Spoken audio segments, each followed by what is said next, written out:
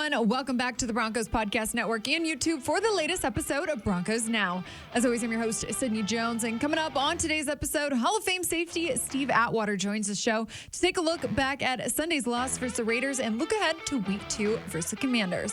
All that and more coming up.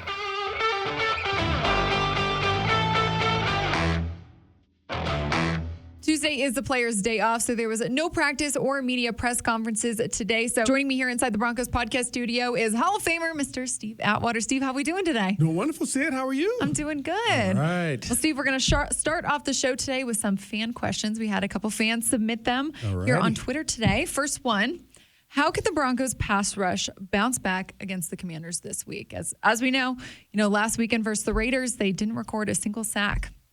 Yeah, we didn't have any sacks, but I thought the primary focus for the defense was and should have been stopping the run, and they did an excellent job of that. They did. Keeping Josh Jacobs under 100 yards there. But, yeah, we want to get that pass rush going, and I'm sure they will. They'll get it going. But, again, Jimmy G was also getting that ball out super quickly. Really quick. He knew exactly where he wanted to go with the ball too. So he's a pretty intelligent quarterback. He's running a system that he knows well. He was in that system prior to him going to San Francisco. So he knew where he was going with the ball, and they made some plays. You got to give the Raiders credit. They made some plays when they had to, and we got to do a better job defensively of coming up with some of those plays, so it won't shine the light on the lack of pressure. Because I think we'll have our fair share of those over the course of the season. But I don't think this was a game where that was the focus. For sure. Yeah, I mean, you mentioned the defense was able to hold Josh Jacobs. The game plan going into Sunday's game was to stop their key playmakers. I mean, Devontae Adams, Josh Jacobs, and they did a really good job at that. They did that. And, normally when you take away the playmakers, you win the ball game. And that's every coach's goal is to, we got to neutralize their playmakers. And we did that. But, again, I said this on our post-game show, in those situations when things are going slow, it's kind of back and forth, somebody's got to make a play. Offensively, defensively, special teams-wise, somebody's got to come up with a big play. And I think people got to have that in the back of their minds that, hey, man, this is my play. I'm going to do it. That'll help get us over the hump. For sure. Well, Steve, sticking with the defense, our next question submitted by fan this week is, what adjustments can the Broncos defense make this weekend going against a younger quarterback in this league? Well, I think that with the type of offense that the Commanders run, we will get a chance to dial up some pressures on this quarterback, a younger quarterback, second year in the league. He came in. I thought he did a nice job last year. He got some playing time last year. Yeah. But we also have to try to confuse them. Most young quarterbacks, you can confuse them some by disguising the defensive coverages and faking pressures when you're not pressuring or not showing the pressure when you're going to send pressure. And we still have to do the thing that helped us this past week, although we didn't win the game. We got to stop the run. We got to stop that. That's got to be our primary objective every game is to stop the run, make them pass, and then take away their best receivers. Sure. So I don't think the strategy will change. It will change some just because he'll have more 5-step drops. He's going to try to chuck the ball down the field to some of their playmakers, McLaurin and them, and so we'll have some opportunities to get to the quarterback, I think. All right, last fan-submitted question here for you. Which Bronco are you most excited to watch in Week 2? Man, in Week 2, it's a couple of guys. Both Jonathan Cooper and Nick Bonito, younger guys. I know the fans, I know a ton about them. And Randy Gregory and Frank Clark as well. But these two guys in training camp, they just jumped off the charts. They did. And, again, I think that we're going to see a little bit more pressure this week. So I'm super excited to see those guys get to the quarterback. And, man, the speed that Nick Bonito has and when he gets there, he's coming with reckless intention. So I'm looking forward to seeing he and Jonathan Cooper. Jonathan Cooper had some type of hand injury last year and missed a significant amount of time. So he's back healthy. He's raring to go too. So this should be exciting. This should be exciting on the edge. Yeah, definitely. Broncos Country, thank you for submitting questions this week. We'll be doing this every single Tuesday. So if you have any questions for Steve, make sure to drop them in our comments section, tweet at us, whatever you can to get to us. Steve, get into the episode now.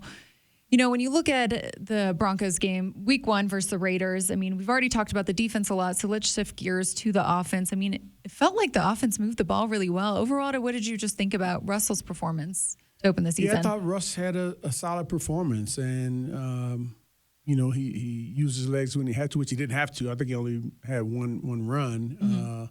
But he sat in the pocket. He made good reads, made really good decisions. He didn't have any interceptions. And, again, they were moving the ball pretty well. And especially that first drive, they went right down. Well, unfortunately, Las Vegas, they did that to us. They drove down the field on us. And then we came right back and drove right down the field for a touchdown. So, those are the types of things you like to see, especially early in the season, because that gives you something really solid to build upon. Just knowing that, hey, we can put together a long drive like that. We did that in the first game. So, you know, second, third, fourth game, it should be a gimme. For sure. I mean, you talk about those long drives. Steve, we talked a lot about this on Monday during the podcast, and I know head coach Sean Payton addressed it in his press conference. You know, because of those longer drives, the offense only had 6 possessions. I mean, both the Broncos and the Raiders only had 6 possessions. That is very unusual. Yeah, that's very unusual. And because there weren't any turnovers either, the teams just held on and you know, had sustained drives. And I think that's really shows the 2 really efficient offenses. And you know, defensively, I don't think you can really say, hey, we had a terrible defensive game. They played a smart offensive game, and they were methodical. They weren't taking a ton of risks, and we kind of played the same way. Now, I think going forward, we will take more chances. There will be some deep balls thrown. You know, we didn't see a ton of those this last week, but you know, that's part of Sean Payton's deal. He's going to get that ball down the field, and he's going to score some points. So. Broncos Country, don't get upset. We're right where we want to be. Now we want to be 1-0 right now, but in terms of, I think, the development of the team, I think we're right where we want to be. Yeah. You mentioned it, Steve. You know, we didn't see a lot of those explosive plays, you know, in week 1, and I know head coach Sean Payton contributed maybe some of that to the absence of Jerry Jeudy and Greg Dulcich, and we're still uncertain about Greg Dulcich's status as of this moment right now, but. Looking ahead, who do you really want to see step up? You know, Russ needs some more playmakers out there. Yeah, they do. And I think we have quite a few playmakers on the team, and I think it's really a matter of the numbers being called. You know, I think Brandon Johnson can make plays. I think Marvin Mims can make plays. Also, Philip Dorsett, the other receiver, man, he's been looking explosive in practice. You know, a former first-round draft pick. I think he has some skills and you know, some playmaking abilities. A lot. You know, I'm not sure how much is left in the tank, but I'm sure some left in the tank there for this season. So it's just a matter of dialing it up and you know, who does Sean Payton want to put the focus on? And I'm hoping Greg Dulcich is back. If he's not, hey, somebody else got to step up. You know, Adam Trautman. He had a couple of nice catches. Yeah, and little Jordan Humphrey. Yeah, that's right. Yeah. Yes. It's funny. He went from practice squad Saturday to making the team's first touchdown of the season on Sunday. Hey, it goes to show you never know. You got to always be ready. That's true. Well, we did hear Sean Payton say on Monday that safety Caden Stearns, he was getting an MRI done. We, of course, you know, saw him exit Sunday's game with that injury. No kind of word yet on what his status is. But, Steve, looking at safety depth, I mean, after Justin Simmons and Kareem Jackson, you got Delaren Turner-Yell, J.L. Skinner. I know P.J. Locke, he's on injured reserve as well. He won't be back for several weeks. So what do you like about some of those younger guys Yeah, back and there? also Devin Key. He's a safety. I think he was with the Chiefs maybe last year. But, man, in the preseason, in last preseason game, he played really well. He's a physical guy. Looks like he flies around to the ball, is in the right place. So, We have some options there. J.L. Skinner, a young guy who I think has a ton of potential as well, and DeLauren Turner-Yell. He's was flying around all during training camp. So we have some viable options. Obviously, we hate to see Caden Stearns go down. I think he's one of the most talented players on this team, and he had a huge year ahead of him. And again, we don't know how long he'll be out. Hopefully, it's not for the full season, but. My prayers go out to him. He's a nice young man, and I'm hoping that he's able to bounce back from this. Me too, for sure, Steve. Well, Steve, I know it's alumni weekend this weekend as well, so a ton of activities, of festivities going on. You excited to get all the guys back in town? Yeah, it's always great to get the guys back, and there are some guys that we see kind of regularly during the season, but there are a lot of guys who they only come back when. They have, when the team has special events going on. Right. And this is a special event. My whole entire career was really special. But, man, those 2 years where we won the Super Bowls, and this one will be for Super Bowl 33, those were some of the best memories that I have in my life. And aside from my wife and kids, boy, that's it's up there. So whenever we can get together, we know we're going to have a great time. We're all still really good friends, and everybody's respectful of each other, and it's just really a beautiful thing. And I always wish that every player could get a chance to experience winning a Super Bowl and being in that environment where everything goes the way that you want. Not everything, because you're going to have some adversity, but in the end, you're able to get it done. to reach the goal that you've been striving for so long. I wish every player could get that. That's incredible.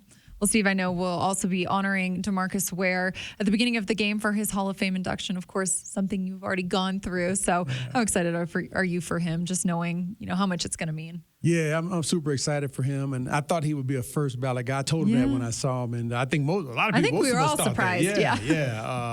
But, hey, the timing is right. And he's extremely excited about it. And he's just got a great personality too. Man. He's the most likable guy in the world. So I'm happy that he's going to be he's been inducted, and he'll be getting his ring. Well, I'm not sure if he's going to get his ring here, and he'll probably get it in Dallas, and then he'll probably have it here to show it off or something. So. Well, should be a really fun weekend, Steve. I appreciate you coming on the show today and talking about it. Anytime, Sid. Thank you very much. And Broncos fans, don't forget, Paramount Plus is your streaming home for every local NFL on a CBS game this season. Visit ParamountPlus.com to start your free trial and stream Russell Wilson and the team as they battle the league's best. Plus, get an all-access pass to 24/7 NFL content with CBS Sports HQ, Fantasy Football Today, NFL Slime Time, and more. And this year, Paramount Plus is your streaming destination for Super Bowl 58. Another action-packed Broncos season with NFL and CBS awaits, so stream Paramount Plus from any device all season long. Well, that'll do it for today's episode of Broncos Now, Broncos Country. Thanks so much for tuning in. I'll meet you right back here on the Broncos Podcast Network and YouTube tomorrow for another episode. See you all then.